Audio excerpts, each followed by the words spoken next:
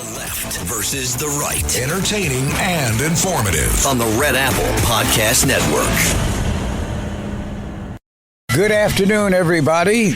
David Paterson with you here on this kind of dreary Saturday afternoon where we're not going to have a great temperature for the weekend, but we had a better temperature yesterday than we were expecting. So I'm supposed to be happy about that. Isn't that right, Jake? There's always payback. Exactly. Thanks a lot, Mother Nature. She got us. So that was Jake Novak. I'm David Paterson. This is the left versus the right. And we are going to do something a little different today, rather than the regular bickering about, where the world is and where it's going. And it's about something that those of you in the audience might want to think about on your own. How did you get to be who you are? If you see yourself as on the left, what were the incidents that made you that way? Was it your parents? Was it people you went to school with? Was it the neighborhood you lived in? Or if you're on the right, the same thing. How did you get to that situation where you are? Now, I'll start off, okay, Jake? Yeah, please. I'm like 7 years old. It's 1960, and President Eisenhower has is stepping down, and Richard Nixon, the vice president, runs against Senator Kennedy, and everybody on my block is with Nixon.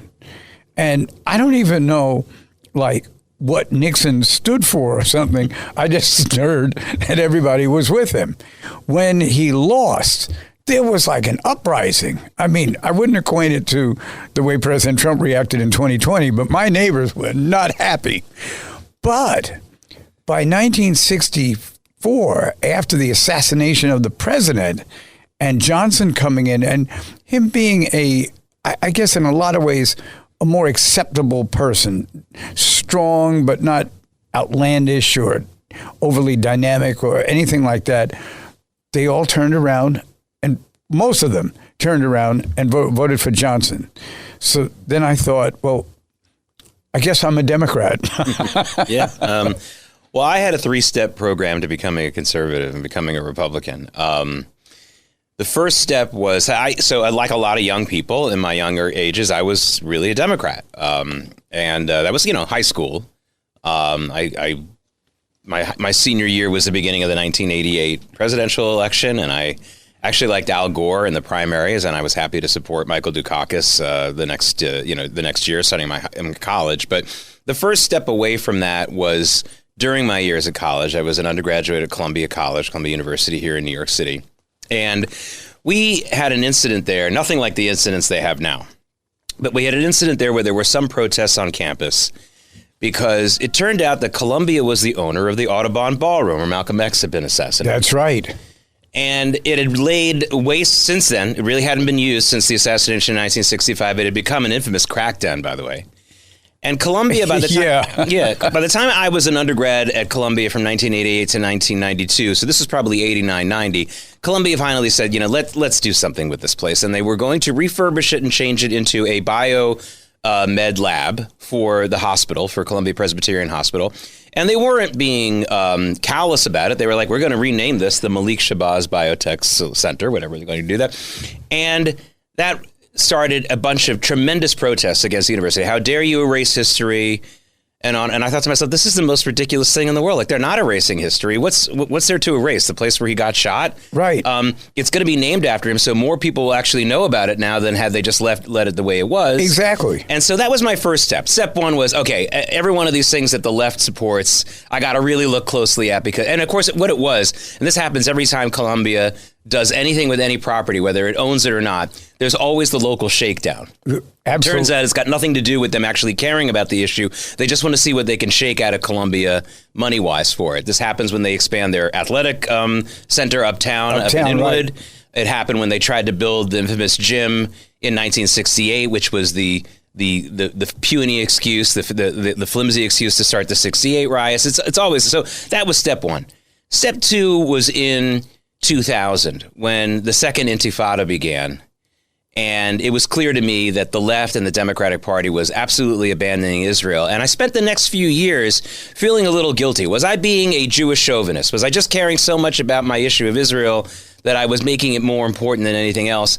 And should I not be making it a litmus test? And then by 2008, 2009, I realized, you know what? It really is a good litmus test. If you can't support Israel's right to exist under every circumstances, then I just can't be in the same room with you politically. Politically, I can't be in the same room with you. So that was it. It was a 3-step program. And then I became much more economically well-versed in a number of things, whether it was Milton Friedman or even someone like Irving Kristol, who once almost got into fisticuffs with my father. So there was no, not over politics, over his disdain for religion. He's kind of, but his son Billy is, of course, the one who, is a phony conservative going against Trump all the time. But anyway, all that stuff. It was a 3-step program, Governor, and since then I've been staunchly on that side. But I'm not really a card-carrying Republican either. It really depends. But I don't support liberalism or leftist what is called liberalism. I think that term has been hijacked. But just for the sake of so we don't confuse people, there's just not any liberal issue, nothing on the liberal plank that I support. So I can't let this moment go by without telling you my one Columbia protest story. Mm-hmm. I'm, I guess, a sophomore at Columbia. And I lived on the floor with a gentleman named James Lane, African-American from Huntsville, Alabama, could care less about demonstrations or anything else. All he wanted to do was to get his degree and go on to medical school, as he did, and became a doctor. But this particular day, there is a protest, and for the life of me, I can't remember what the protest was about. I think it was about the draft. Okay. I think it's what it was about. Okay. And interestingly enough, it might not surprise you, but it might. Most of the black students in the school could care less about the protest. Yeah. Nobody wanted to be bothered. And because no one wanted to be bothered, nobody wanted to go near the protesters because they might get removed and you might get... So James went to the post office. He's coming back and, he's coming toward Hamilton Hall and the whole thing. And this woman who was a Barnard student who would read to me is like, what's this noise outside? So we get up, we look out the window, and the police have come. And they're chasing James. Oh, no. They're chasing just the one black person who was there. And I never knew James could move like this. He must have been a great doctor eventually. And he runs back to the dorm, and they get the door shut right before the police were going to smash it open and take James away. And he obviously would not have had any explanation for why he was there. Oh, no, poor guy walked in. Yeah, so that must have been a protest against Carter when he said we had to register for the draft. Right. Right, so, which is still a thing. It didn't go well. No. But yeah, I mean, my years at Columbia really started this process when I saw the way that the left was acting, the way some of the students were acting. It really made me embarrassed, and I actually started a brief newspaper dedicated to the middle ground with some of my fellow students. Which didn't go very far, but that was okay, and I ended up becoming a columnist for The Spectator, the main student paper, which still exists, my senior year. And it was very middle of the road, although I didn't really push partisanship so much in that column. I was really trying to talk about international affairs and overall issues. But that was the beginning of that, to see that. And if you think Columbia is far left now, you're right. It was always a lefty place, but when I was a student there, again, 88 to 92, after your time, it wasn't that crazy leftist. I mean, and certainly not among the faculty. There were plenty of faculty members who were moderate and even conservative. Yeah, that doesn't exist anymore. And by the way, I check up on it every once in a while, much to my chagrin.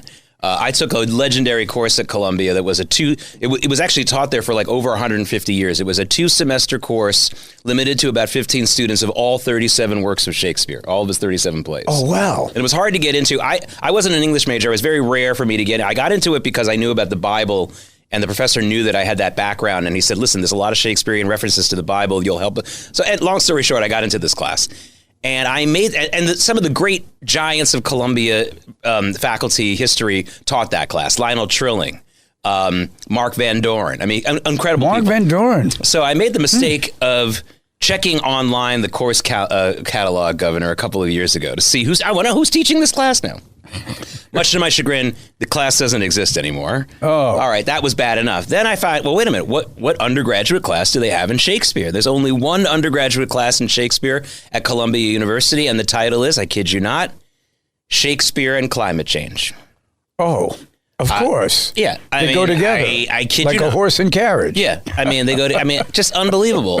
So I'm still a big fan of the sports teams. That's where the real diversity is, by the way, not only demographically, but intellectually and religiously. Right. So I'm still a big fan of the sports programs, but I have to tell you, it's been a couple of years since I've worn Columbia paraphernalia, even at the games. I actually wear my Sid Luckman jersey, the great Columbia quarterback of the 1930s, but his Chicago Bears jersey, not his Columbia jersey. Well, I had this problem, which was I would just fall behind on the reading. I couldn't do the reading. I'd schedule people to read for me, but it's more like I'm running a business that, yeah. You never get what you actually need. And because of it, I piled up some incompletes and, got yelled at by the dean, Henry Coleman, at the time. And he'd gotten beaten up in the riots of 1968. Yeah. And at one point, I went to see him and I took my father with me. And Coleman and I get in a big argument, and my father's sitting there. And when we left, I'm waiting for my father to say, why would you get into an argument with the dean of the school? Like, why would you even have me here to do that? It's not what he said. He said, I could see why they kicked that guy's ass. That's what he said. It's just incredible, some of the stuff that these schools try to pull off and try to do. Speaking of the 68 riots, another one of the things that really infuriated me about Columbia is around the 40th anniversary of those riots, so 2008, and they also did it in some of the other anniversary years closer to this time. Columbia College Today, the alumni magazine, actually did glowing reviews of some of the student rioters. How great it was, and they turned it into this like glowing portrayal of them. And first of all, their conduct, above and beyond whatever you feel about again, they were obsessively rioting against this gym that Columbia wanted to build on campus, right? And whether or not they were going to allow people from the community access to the gym, which Columbia was willing to do, but there was a separate entrance for them because of geographic situations. For those of you who know Morningside Park and Morningside Heights, it's very hilly. And so the students decided to make a phony issue out of, the entrance to the community is on a lower level. Yes, because it's at the bottom of a hill, you morons. So, of course, but that was it wasn't a moronic thing. They were doing this on purpose. And I remember they would chant, "This is not Johannesburg." Yeah. Just ridiculous. So, but the thing is that, take a look at some of the people who said, first of all, they abused the women who were protesting with them. There was sexual assault. They were making them do their laundry and cook their food for them when they were occupying Low Library. These were not good people. Jake, that is one of the unwritten, not discussed stories about the so-called peace movement, and even in some respects the civil rights movement, that they were totally dominated by men. They were womanizers and woman haters at the same time. And I'm glad you brought that up because it never really comes up that much. Best scene in Forrest Gump, absolutely hands down the best scene, is when Forrest Gump shows up to the anti-war party. It's actually a Black Panther party event. Right. And Jenny, the girl he's been in love with, Robin Wright Penn, at the time, Robin he was in love with, is having an argument with her peacenik, quote, boyfriend, and he slaps her across the face. And Forrest Gump goes and beats the guy up, rightfully so.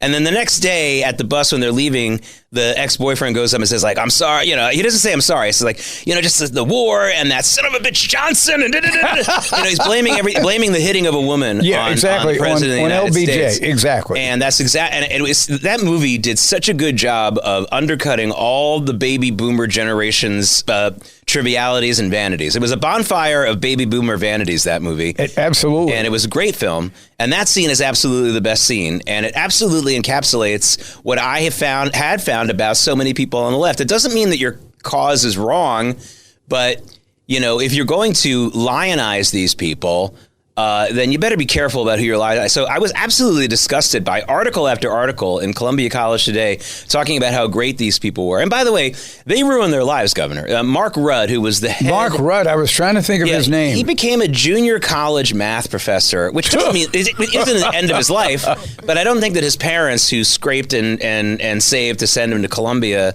in the 60s, had that in mind for him. So these people were not worth praising. Their cause was baloney, really. If they really wanted to protest the Vietnam War, then go to Canada or do what some other people did. Don't try to cause mayhem. And by the way, I don't believe that loud protests belong at a university. University is about discussion. It's about civilized debate. You want to have a loud protest somewhere, do it in front of a government office. I don't think it belongs in a university. I've always said, let them tell the university used to say, every side can get a debate and get a certain amount of time. And when the crazies don't accept that because they want to cause mayhem, then you have an excuse to say, get out of here. And at the same time, there are plenty of government buildings you could do that and get arrested and have fights there. Right. But you didn't. No. So what I think we're going to do is we're going to have a little break here. And I want to give my partner a chance to think about this while we're having a break. And then we're going to come back with a new segment on Left versus the Right. And it's called Jake Novak, Psychiatrist. He will be the psychiatrist. I'm going to be the patient.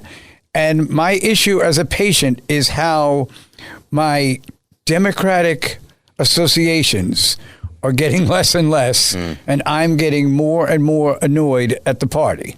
So, Jake, you can sit back and just kind of cool out for a couple of minutes. We're going to go and have a word from our great sponsors who put us on the air every week, and we're happy they did it again this week, and we'll be back right after that. Let me get my prescription pad. The Left versus the Right on the Red Apple Podcast Network.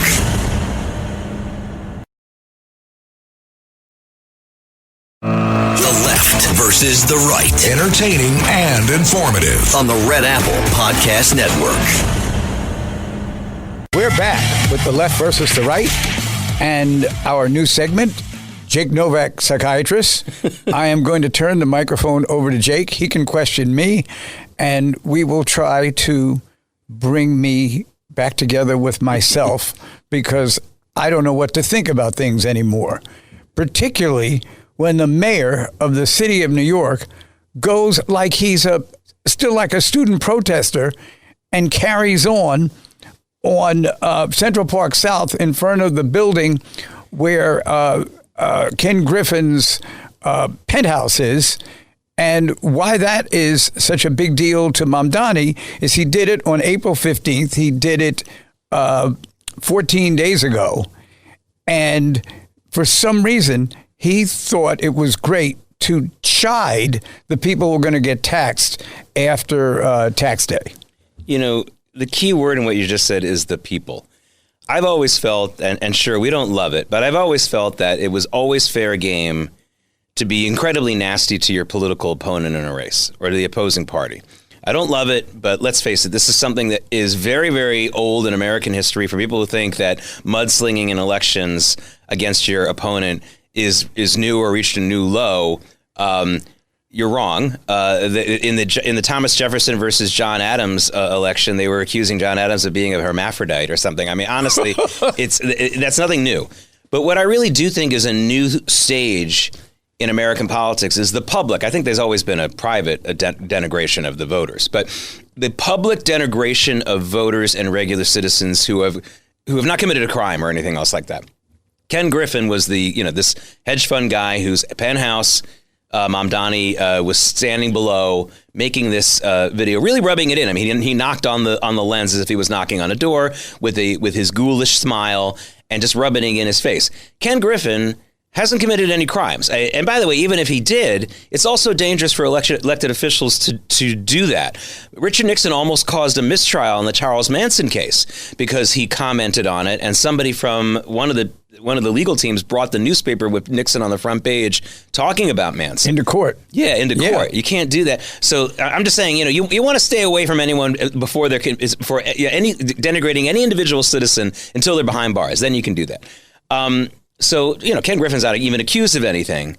This to me is really, really dangerous. This is where we step into Bolshevism, real tribalism. One of the great things about the United States has been that as partisan as we've been over the years and at different times in our history, and we didn't listen to George Washington, who didn't want us to have political parties. All right. But we've avoided the balkanization of America for the most part until now. Now it really feels like we're going there. For example, in Iraq, there's no swing vote. There's just the Shiites and the Sunnis, and whoever gets killed less on election day and gets to vote before they get shot wins. Like there's no, and same thing in India. There's no swing vote in India. It's the turnout among different ethnic groups, and so there's no campaign to be won. It's just who's going to show. It's how you're going to engineer this. And I don't want America to go in that direction. But when you start denigrating the other side and just the people who, that's a really dangerous thing. And Hillary Clinton got caught with the supporters of Trump are deplorables. They're a basket of deplorables. Like, I don't, again, was she the first person to say something like that about the other guy's voters? No, but she got caught on tape saying. But she's the first one to say it in a debate. That was the problem. Well, she said it on camera. It's just, you can't do that. You can't attack the voters. And by the way, you should never fear the voters. And how silly she was, because a tremendous number of people who voted for Trump in 2016 had voted for Barack Obama in 2012. So we really still do have a swing vote in this country. And we, as long as we still do, it's important not to attack voters, whether they're billionaires or not. Even if you just say billionaires or fat cats, even that's better. But to name them, this is Ken Griffin's apartment, which he does in this video, people need to understand how dangerous that is. Ken Griffin hasn't committed a crime. He hasn't been accused of any crime. He's not charged with anything. And even if he were, as I said before, not the best thing for a political leader to do anyway until they're behind bars. This is a brand new step downward in American politics that we need to acknowledge, like right now, because it's dangerous. So the man who runs Ken Griffin's company, which is worth $62 billion, is a man named Gerald Beeson. And he responded to the mayor by saying, we have a plan for construction that will employ 6,000 construction workers in New York. When the entire project is completed, it will have brought $15,000. In other words, people are going to work there. People are going to have stores near there and that kind of thing. $15,000 of jobs. Why is it that Mamdani can't see that as a plus? It's not like they came to some neighborhood in the Bronx and tore it up and decided to build there. Yeah. Well, look, I know this sounds overly pessimistic and overly, some people might even say alarmist, but I really don't believe that at this point now, especially the so-called Democrat Socialist group, I really don't think they have the best interests of the city or this country in mind. I can debate anyone, anywhere, and feel okay about it if I just think that they have a different idea about how to make America better than I do. And we can argue about whether that idea is actually going to do that. As long as we agree that at the end of the day, we want to make this country better. Exactly. I profoundly disbelieve, I do not believe that Zohar Mamdani wants to make this city better. I didn't believe that about Barack Obama either. I think these guys are about payback. I think that they believe it's time to, that was probably that video that Mamdani made naming Ken Griffin and trying to rub his nose in it is the reason why he's the mayor. I think this is that the part of the job he enjoys the most. And that's really, really dangerous. I mean, when Barack Obama and John McCain ran against each other in 2008, I feel like both candidates had a profound resentment for the United States of America and its people. I think McCain was working very hard to overcome it his whole life. He had a good reason to feel angry. He came back from the Vietnam War and, like his fellow veterans, was not treated properly at all. Incredibly wounded in that. So, there were aspects of that I think harmed him in his political career. But in general, I do think he was trying to overcome it. Barack Obama, I don't think, has one reason in the world to resent this country. I think he's been given incredible gifts by the people of this country, starting with his own grandparents. It couldn't have been easy to raise him the way that they were in charge, they were forced to do so, and the fancy schools he went to, and all the great opportunities he was given, just goes to show spoiled is as spoiled does. He's really resentful and hates this. I think he hates the majority of the people of this country. I really believe that. I really do. And by the way, you can see it when you compare it to someone like Bill Clinton, who I think really loves the people of this country very much. He loves some of them a little too much. But you get the feeling that this guy enjoyed being out there with the people, enjoyed the country, really. And I think that we've taken a tremendous pivot away from this. I think Zohran Mamdani has a visceral hatred for a lot of people in New York City, particularly wealthy people, not much wealthier than himself, the way that he grew up. And that's what gets him up in the morning. And you could tell how gleefully he was making that video, how gleeful he was in that video. And that's scary, scary behavior, clearly. And plus the fact that it would be clear to anyone that saw the video that he was publicizing his address as well. Oh, I mean, you just can't do that. But I'm going to tell you an interesting story about Ken Griffin. Ken Griffin, for those of you who don't know, he's not just any billionaire. He's the most successful hedge fund guy in the country, okay? He's an incredibly savvy investor. Started when he was an undergraduate at Harvard with his investing. Pretty amazing guy as far as his record. His net worth is $50 billion. Yeah, and it's all from investing stuff. He didn't grow up wealthy, or at least not very wealthy. I don't know if he's a nice guy or not. I've heard mixed reviews about that, but that's not what I want to talk about. Right, I've heard the same. When I was an executive producer running Larry Kudlow's show at CNBC, I was also the chief editorial columnist. And CNBC, I don't know if they still do this, but CNBC every month would have a very big name person come and do a very private lunch with about 10 or 11 of us. And I was one of the council, one of the 12 who got to do this. Ken Griffin was invited once. And I asked him a question. We all got to ask questions. And I asked him a question. By the way, we had Tim Cook once. We had amazing people. So I said to Ken Griffin, as Mr. Griffin, our economic growth, and this was a time when our economic growth was kind of kept going at like 1% and 2%. So our economic growth in this country is really stunted. What do you think is the biggest hurdle that's really the biggest clamp on our economy? And I'm expecting this guy, he's a billionaire and he's a hedge fund guy. I'm expecting him to say regulations, governor. I'm expecting him to say taxes. Right. I'm expecting him to say all that kind of infrastructure. And he got really serious and he said, well, I'll tell you what's the biggest problem with our economy in this country. He said, at the time he was still headquartered in Chicago. He said, in my headquarters of Chicago, there's not one graduate from any of the public schools in Chicago that I can even hire as a receptionist. They don't even have that much of a skill. He said, the fact that we are churning out millions of kids every year from our public schools in this country who have absolutely no marketable skill is the biggest drag on our economy in this country. It was incredible. And then I found out later he's trying to do something about it. He in Chicago Heights, which is a distant suburb of Chicago, he started a pilot program along with the University of Chicago professor who helped administer it of giving families blocks of cash to use for educational purposes only, above and beyond whatever they're, sending their kids to the public school. Right. So if you want to use that money to buy them a laptop so they can use in school, if you want to use that money for tutoring, if you want to use that money to send them to a private school, that's what you can do. And it's been very successful. But what an incredible statement he made. And I wish more people would hear that. You have no idea how harmful to our economy. Forget about the racism stuff and forget about the lack of intellectualism and all. That's important. I'm not saying that's not important. But understand what a huge drag on our economy our public schools are, in that they are churning out a majority of people who can't even do the most basic job when they graduate. And these are the people who graduate. These aren't the dropouts, Governor. So that's not a guy that I would want to antagonize. If I were the mayor, I would say, you know what? I heard what you did in Chicago Heights. I understand this is your number one concern. Good for you. What can we do to fix this? Yeah, what can we do to fix it here? Yeah, but this is the guy we're antagonizing. It's beyond, and that's why it's hard for me to believe anything other than the fact that people like Zohran Mamdani and people like Bernie Sanders and yes, people like Barack Obama don't have the ultimate best interest of this country in mind. And I did not say that. I would not say that about even a George McGovern or a Michael Dukakis, or I wouldn't say that about them because I think they just had the wrong idea, but I think that the wrong pathway, but I think they had the right general goal in the end. I don't think that is true of Zohran Mamdani, and that terrifies me.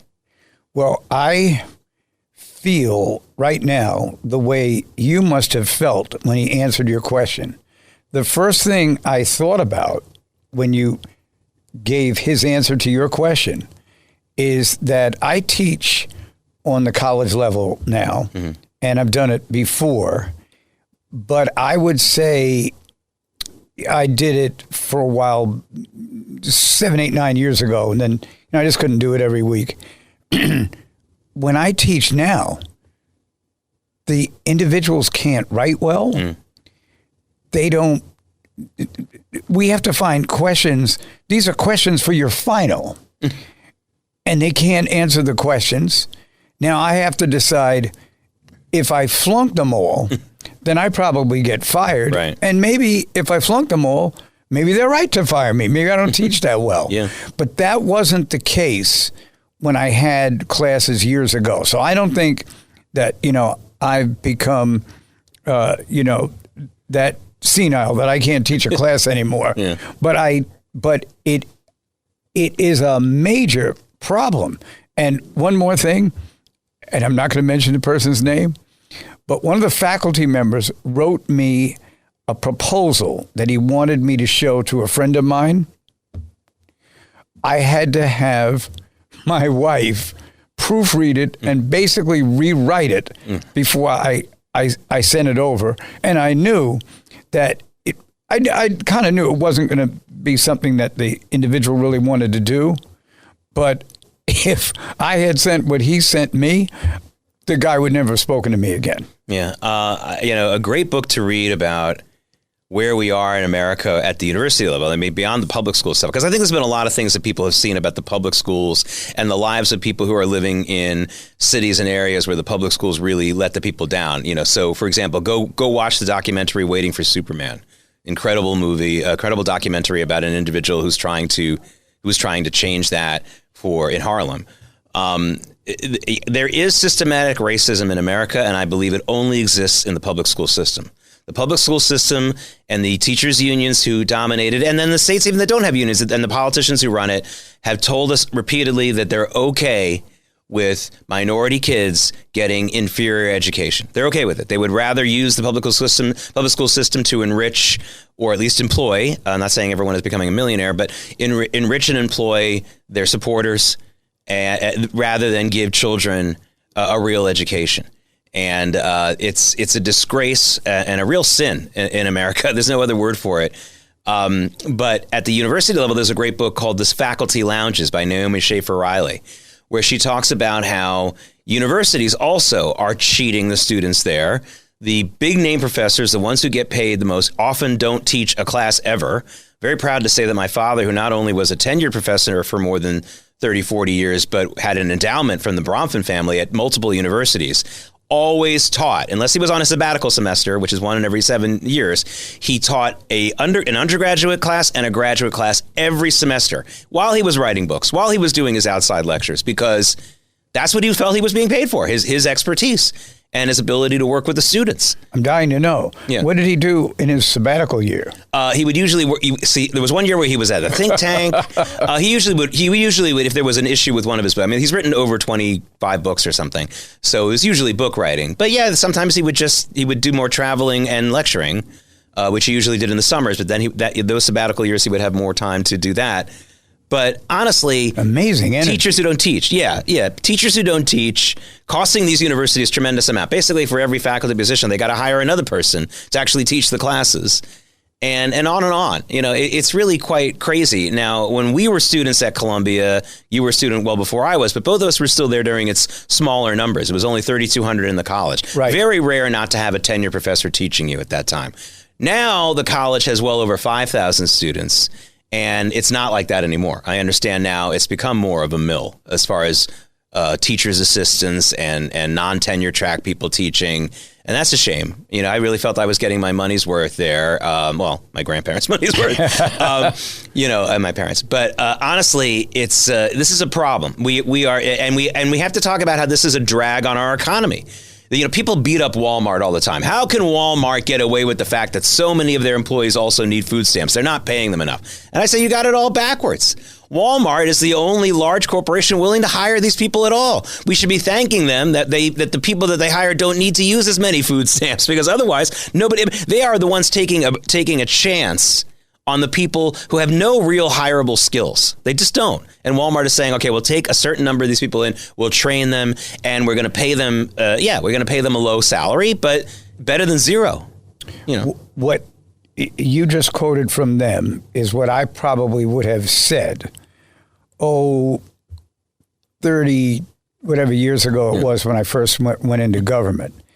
And then as time has gone on, I've started to see how some of these beliefs that I had were fallacies, and how in many respects, if you're not moving to the beat of the drummer of the party that you're in, you somehow get excised or criticized or told off, or what happened to you? Did you have a lobotomy or that kind of thing? Yeah. And it gives me this sort of discomfort that it's hard to say what you think is right, and it's hard to speak your mind when years ago, you would spar with the other side. Now, the menace is coming from within. Yeah, I mean, I have a whole script that I would say if I were a Democrat and I was going to be either leaving the party or trying to create a new movement within the party for more sanity. I think that my speech would be very simple. The best way to help these people. Hold that thought, James, because I don't want anyone to miss this speech. We have time just to let our sponsors sound off for a second time, and then we'll come back with this great anticipation of Jake Novak, former psychiatrist, and now Democratic liaison. Yeah. We'll be back. The Left versus the Right on the Red Apple Podcast Network.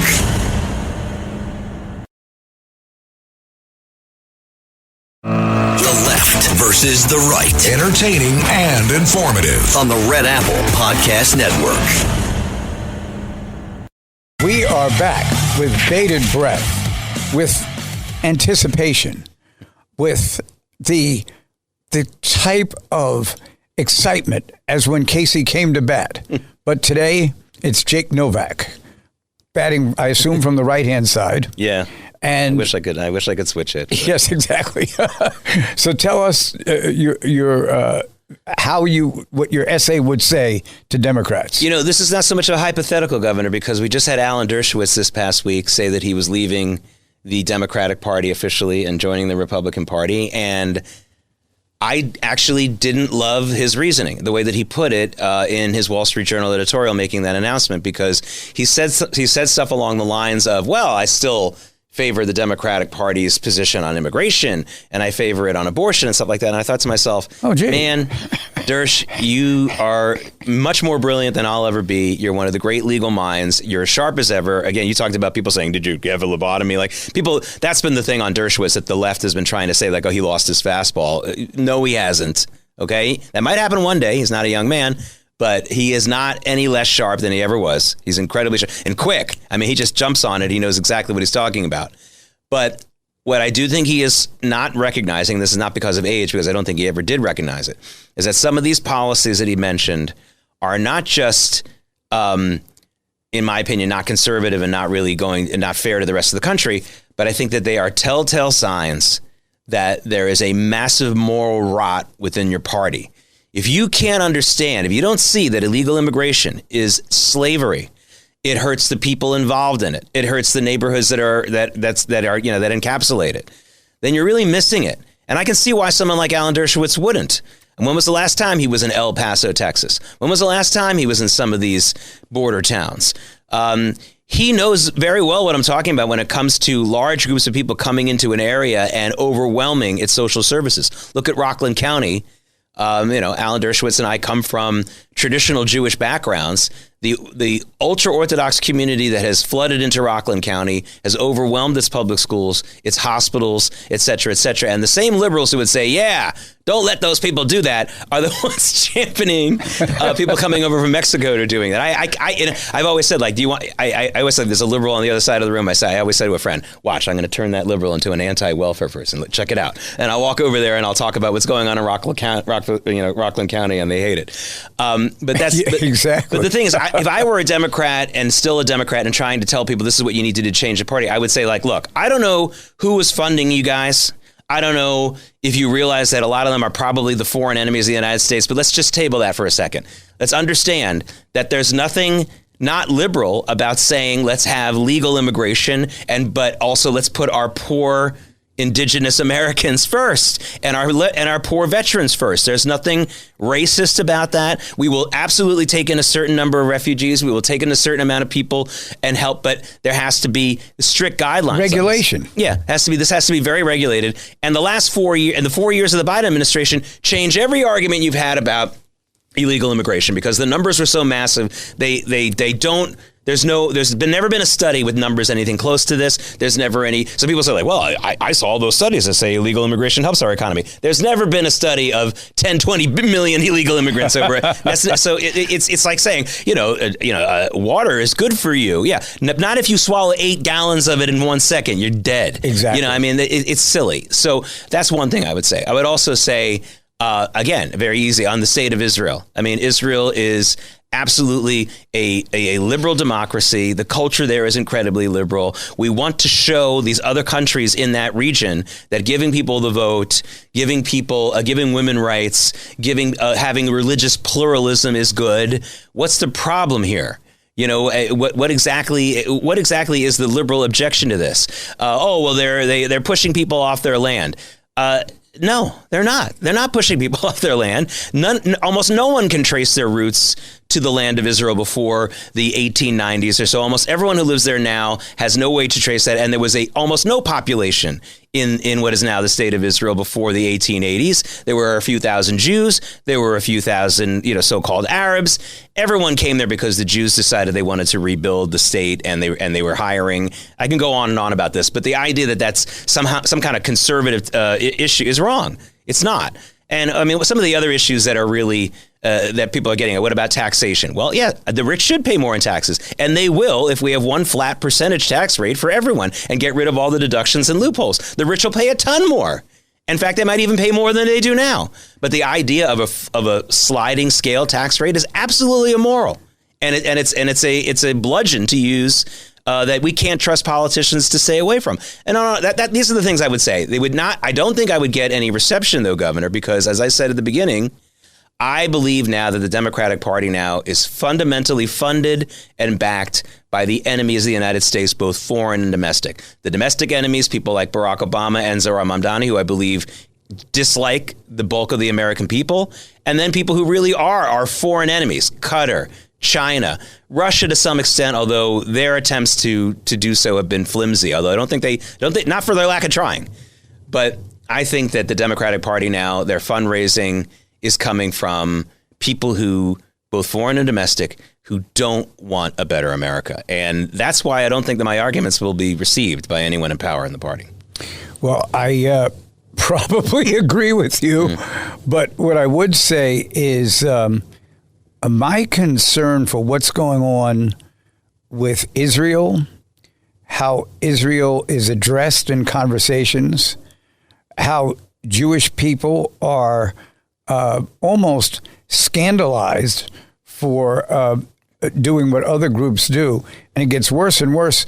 And yesterday, I was reading about some band, and the head of the band was talking about the Israelites, he called them, and he said they act like they're black during slavery. First of all, it's about the most insane comment I've ever heard. But secondly, the malice in it, whatever it meant, was disturbing. Governor, there used to be a radio game show in the days of radio called Queen for a Day. And this is really, the psychotic people who put the show together really should be have their heads examined. If you think today's reality TV is a little bit macabre, so the goal of this thing was they would bring on 3 people. It was 3 women, because we're called Queen for a Day. 3 women would come up and tell their sob stories, and they were purportedly real.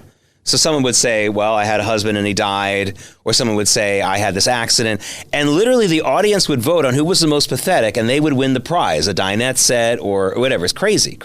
And there was some real bloopers in this. This was a live radio show. There was one where the woman came up and said, she's living in a 1-bedroom apartment with her son, and they have so many troubles. And then probably Art Linkletter or somebody who was the host said, "Is that true, son? You're living only in you have to share the bed with your mother?" And he said, "Yeah, I do have to share the bed with my mother, except when Uncle Joe comes by. Then I have to sleep in the bathtub."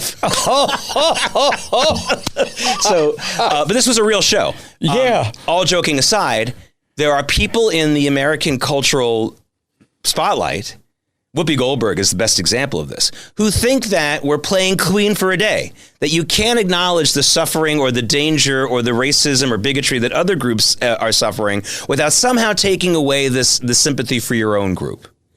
Whereas I think, for example, at the time of the founding of the NAACP, founded by Jews and black people, the idea was we have a shared suffering, a shared experience. Let's pool our resources. Let's pool our efforts together. And we all know the great things that the NAACP achieved in its first 50, 60 years of existence. And it was always Jews and black people. Yeah. And at times there were other black people who were so malignant that they saw this as a Jewish takeover, that they were going to run everything in the community. And of course, in those days, a lot of the stores were run by Jewish people in the community, but they were building a generation that could fight for itself. Yeah, I love how there's very little commendation for that in the conversations these days. Yeah, so I tell you what we're going to do, James. We're going to have an award, the asshole of the day, and it goes to the band leader, who I can't think of right now. Right. That's the thing. How dare Jewish people talk about their suffering when we've been so successful for the most part in this country? How dare? This is the Queen for a Day type mentality, which is sickening. And it's it's also just incorrect on a cultural level. Lots of different groups can be dealing with different struggles at the same time, and you don't have to worry about people marking who's first on the list of patheticism. It's crazy, and it's really sad to me to see that. But you always knew that was out there. It's just now it's getting more voice. So Whoopi Goldberg, who insists that the Holocaust was just white people having an argument. And granted, she's incredibly ignorant. She doesn't know that there was a massive amount of racial ethos coming out of the Nazi Party, making it clear that they were not the same people and things like that. It was just like the type of things that you see in anti-black bigotry. Sure, she's an had ignorant. They been more successful in World War II, we would have found out what that black bigotry really was. Hitler privately immediately considered the United States to be overrun by blacks and Jews, and he used those two groups together all the time. He hated both. So she's incredibly ignorant. We can brush her off, but unfortunately, her sentiment that there's only one group that can be the saddest group. And if you talk about any other group, you're taking away from my victimhood, which is another problem in America. We've now decided that victims are better than heroes. I don't want people going around pretending that they saved children from a fire or saved someone from an armed robbery, and if they're pretending it so they can become a hero. But I would rather have them do that than pretending that they were a victim, like we have with Jussie Smollett, or this whole scandal all this week with the SPLC. Yes. Creating bigotry when it wasn't there. Now, that is literally creating trying to cash in on the ethos that being a victim, it gives you the best entree into leadership or power in society, as opposed to being a hero. And by the way, that goes nowhere. We'll all just end up committing mass suicide if that's true. I would rather have people trying to be heroes, even if they're fudging it a little bit, than people who are pretending to be victims. And that's the Whoopi Goldberg SPLC path. That's a path to no future. None. To be the most pathetic person is not what you want to be. And it's similar to my anger at a number of so-called Jewish museums in many cities across this country are really just Holocaust museums. The Jewish people have a 6,000-year history. 12 of those years were as being victims of the Holocaust. I'm sorry, it doesn't even. I'm sorry, that's not what defines me as a Jew. But there are centuries of experience that nobody seems to want to take the time to learn. How frustrating. How the community evolved. Right. How the community got to the United States and all the contributions they made to communities outside of themselves, which was always what my real heartfelt praise of the Jewish community has been about, is their capacity to go outside the neighborhood to people who probably were suspicious of them when they came in, and yet eventually found out that this was part of their religion. This is part of the doctrine to help other people. That is the key. Jewish success is not because we have better brains, because we don't. Not because we have better DNA, because we don't. It's nothing like that. It isn't even, for very religious people, if you want to believe it's the grace of God, that's fine. That's fine. Absolutely okay to believe that. But the reason is what you just described. Jewish doctrine, Jewish law at the time of the early Middle Ages became, if wherever you're living, you've got to follow the laws and culture of that place, as long as they don't completely contradict Jewish law. So if you live in a country where you have to eat pork every day, then you can't live in that country. But other than that, if they say you got to pay this taxes, you got to go to this school, and then you got to do all those things. And that is a reason why I've had so much Jewish success, because we've never been able, until recently, with the welfare state, Jews throughout the world have never been able to be completely insular. We can't. It's literally against our rules. We got to learn the laws of the and the culture and the philosophies of the places where we live, whether we're the majority or a small minority. Now, with the emergence of the welfare state, especially in the United States and even in Israel, we do have an instance now where the very, very ultra-Orthodox have become incredibly insular, and that is not to their betterment. And to the credit of the Israeli government, for most of the last 20 years, they've been working at a too slow pace, in my opinion, but still working to get them to participate in the economy, to get them to even participate in the military, which is a big issue. Those are all, every little bit counts. We got to push that further. But communities that allow themselves to remain insular, like with gerrymandered neighborhoods where you don't have to have any interaction with anyone politically or culturally, is your death sentence as a people. It's your death sentence it's your economic death sentence. It's your cultural death sentence. And the Jews, by the fact that we were a small number, we are very much the recipients of being able to go to any culture in the world and learn from it, react to it, adapt to it. And that is why we've had so much success. It's not because of any chicanery or any kind of biological difference. There's no such thing. I don't believe in race as a biological reality. So that's it. That's so important that you said that. It's the openness. And as long as we have, it's one thing to have ghettos where someone says you can't live in the white neighborhood, but it's another to have ghettos where you say, like, well, we're going to gerrymander your neighborhood so you always get to the same black congressman who has absolutely no interest in having you get wealthy enough to move out, to move from Hempstead to Baldwin, to move from Baldwin to the Upper East Side. That's the problem in America, one of the many problems. I skipped Baldwin, but I did go from Hempstead That's right, not bad. to the East Side. Good for you. Well, once again, we have had a great demonstration. I see that Mr. Novak gets warmed up about 60% into the show, and he is clearly on fire at this moment. He will also be on fire next week at 3 o'clock when we come back on The Left versus the Right. Hope that you all have enjoyed it.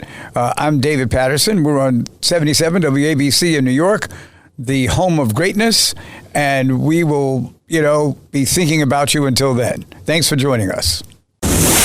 Thanks for listening to The Left versus the Right. You can hear The Left versus the Right Saturday afternoons at 4. If you like the podcast, share it with your friends and listen anytime at WABCRadio.com and download the WABC Radio app. Hit that subscribe button on all major podcast platforms. Plus, follow WABC on social on Instagram, TikTok, Facebook, and X. See you next time for a new episode so you never have to wonder. What the heck is going on here?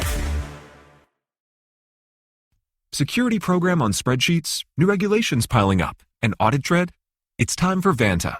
Vanta automates security and compliance, brings evidence into one place, and cuts audit prep by 82%.